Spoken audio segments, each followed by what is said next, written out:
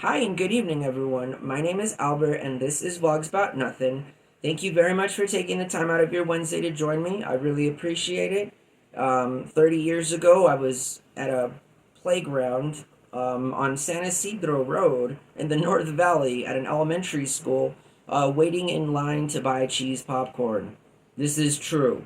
If I had a time machine, I would go back to a Wednesday in my secondary, history and I mean past, just so that I could buy some cheese popcorn.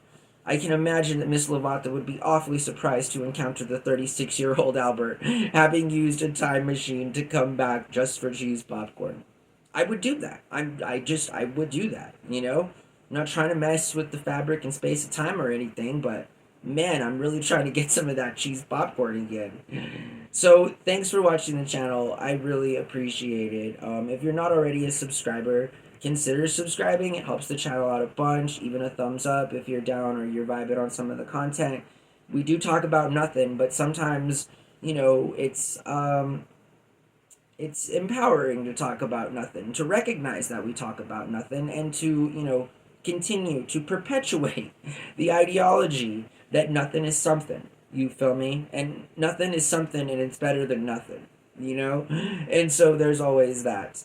But tonight I want to talk about how, me for example, I run an eBay store and we sell vintage items. Currently, the focus is on a specific kind of inventory, but typically, we sell all vintage stuff. Vintage has been a part of my vocabulary for about, I don't know, like 18 years. I'd safely say that as a 36-year-old man, my vocabulary has included the usage of that word. And I say that because, well,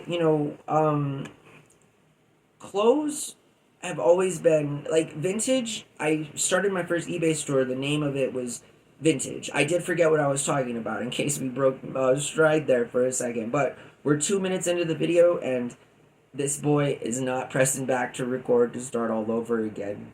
You feel me? So it happens. Sometimes we just move forward with things. But yeah, as it concerns, the topic of which we're trying to get to, clothes, vintage things to me are always the best.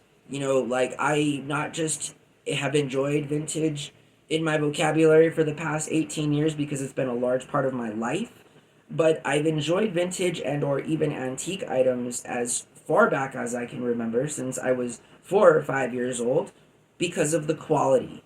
Now, it's weird that, 30 years ago, I can quite literally distinctly remember encountering quality in terms of noticing how some things were just made better than others, in terms of everything, clothes, all consumer electronics, planned obsolescence. Yeah, that's a thing. Link in the description below. I'll include planned obsolescence here. I think Naomi Watts is the woman who discusses this in a TED Talk. It's a really great talk, but our economy is revolved around the fact that we build stuff so that it can break, so that we can have consumers rebuy those same items and continue the forever economy.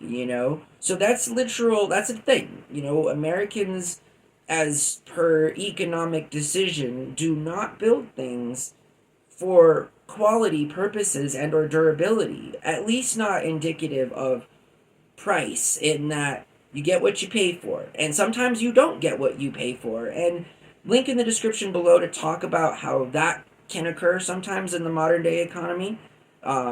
Inflation, retail inflation, added inflation, in that you are paying the same price and or more for an item that is typically of good quality and or has had a tradition of presenting good quality, like Abercrombie and Fitch, and then that same product nowadays not even coming close to how good it was in terms of its durability and longevity and usage just 20 years ago. Now, so it blows my mind. This is what I'm saying, is that how, like, old stuff is better than new stuff, but then it doesn't blow my mind because I acknowledge the planned obsolescence part of the recognition and how the economy moves forward and its distribution of goods and so forth.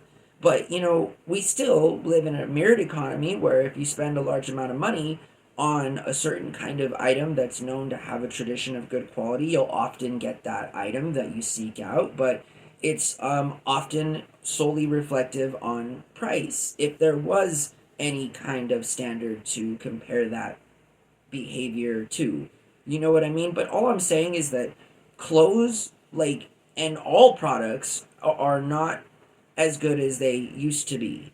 Now, that's a very old person statement to say, but again, keep in mind that I've had feelings of quality for, my entire life, as it would be somebody who's valued business perspective and insight and has, I opened up my first trading card store in my backyard when I was 5 years old. I mean, it wasn't licensed or anything, and no one came to buy any cards except for my neighborhood friends, but this was a thing, like my interest has been in business for a long, long time. And so I think that when I talk about these kinds of things, I talk about it from a point of experience in that I've lived my entire life, from adolescence and secondary to post secondary and then early adultdom to middle aged, older guy. And all of it has been streamlined in a sense that I prefer quality. And I know that that's like something easy to say, but I mean that when you go to the thrift store, you can spend $50 on high quality furniture and get many pieces of furniture that are way better quality than you can at like an Ashley Home Furniture for what they would charge 10 times the amount over what you can find yourself at a local thrift. Like, this is legit. Like, and again, I think that there's something really cool about vintage clothes and vintage items because of their durability and the fact that we do live in an economy of which where a lot of those clothes are kept by consumers because of the good quality and thereby can be resold and back into the economy. I mean, I think about this a lot. When I sell a t-shirt on eBay that's 40 years old, I'm wondering to myself, like, how much money has that t-shirt generated in its life?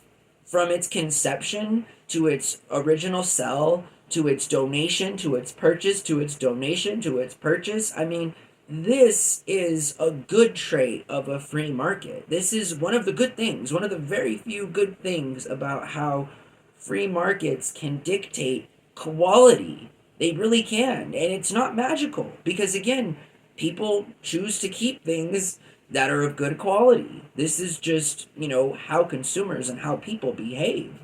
So I find that interesting that when companies go under that are lackluster at best, wonder how, they didn't survive as long as some of these other guys. And it's because, well, simply put, their stuff, as being planned to be obsolete has in fact run its course, When you plan for obsolescence, obsolescence is inevitable, and when it presents itself, there's literally no other way to go, except for down. And trust me, I'm anti-gravity, but, I don't control the way things happen in that regard. And so I find it just, again, interesting that almost all of consumer end products, including what they discuss, link in the description below, about fashion is entirely true. And again, like, is that shrinkflation for retail? I mean, why is it that you go to the market today and spend more money on a bag of chips that has less chips in it than it did just a few years ago? That's the definition of shrinkflation, paying more for less. And so, do we live in an economy that allows for that? No, we don't. And the cool thing about a market economy is that at some point, those parts of the economy will fail. And the shirt that has been sold 20 times over from a Metallica concert in the early 1980s and is now selling on the retail market for hundreds of dollars again. So, to think about that into perspective, a t-shirt is literally magically made money in the magical money-making economy. And this is how you can participate successfully in the magical money-making economy that we participate so dutifully, consentfully in the modern era as American capitalists. So again, if we're going to utilize a system, we may as well utilize it for all of the things that are good, in that without our control, bad products get out of the economy and are irrelevant, while again, that concert t-shirt you have from the Grateful Dead in the early 60s is enough to pay for a semester of college tuition for your children. Like, I can't think of anything better to have in the magical world of the magical American economy. You know, I seriously, it's so invaluable. Yeah, so that's what we talked about. We just spent 10 minutes talking about how clothes in particular, but most all modern day items are acknowledgeably so just garbage, and how old things are often not just, they're worth more because they're of higher quality. Wish I could say the same about relationships.